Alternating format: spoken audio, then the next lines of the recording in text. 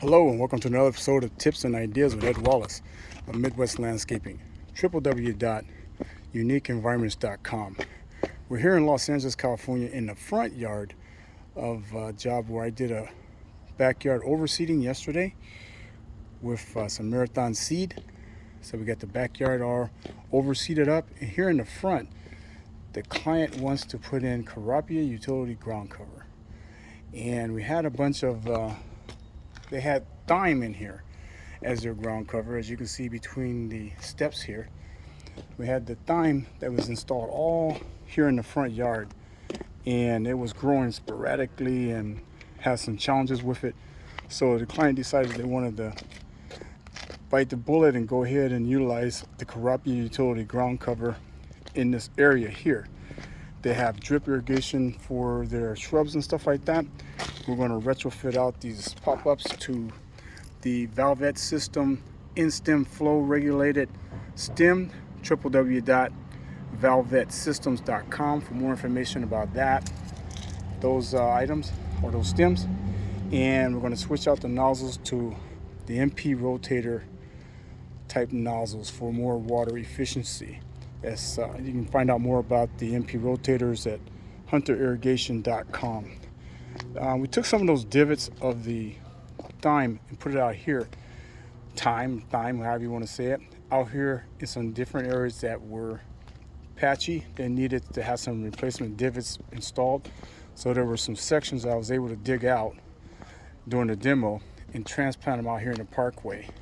There's some different varieties of the thyme, but I was able to take quite a bit of that to patch in, especially down here, so that way it can fill itself back in. They were considering possibly doing Kurapia out here in the parkway, but this is doing pretty good. It's not as bad as what was happening up here in the top half of the front yard.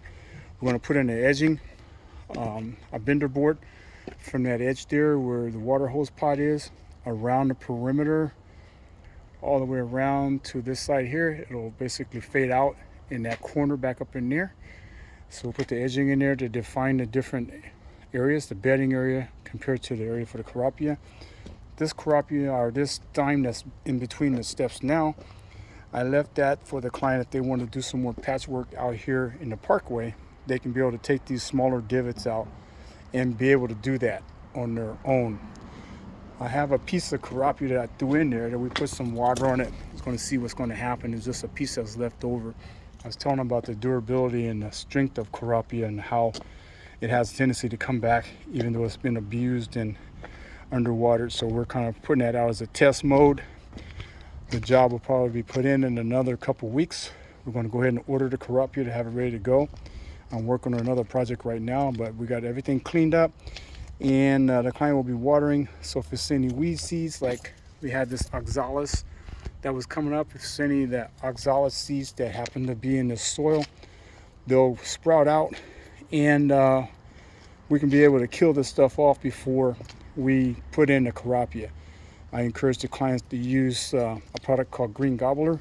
They don't like using phosphate and other types of chemicals on their property, so I encourage them to use the Green Gobbler. They used it and it's quick kill. As you can see those yellow, that's from the oxalis.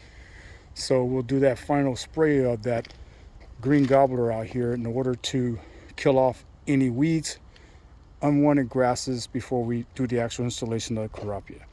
So there you go. That's your tip and your idea and the update on what I'm up to here in Los Angeles. Ed Wallace, Midwest Landscaping. Tips and ideas, www.uniqueenvironments.com. Punch that like button, share it with your friends, tell people about my link, and give me some comments and let me know how I can better the videos. Thanks a lot. Stay tuned.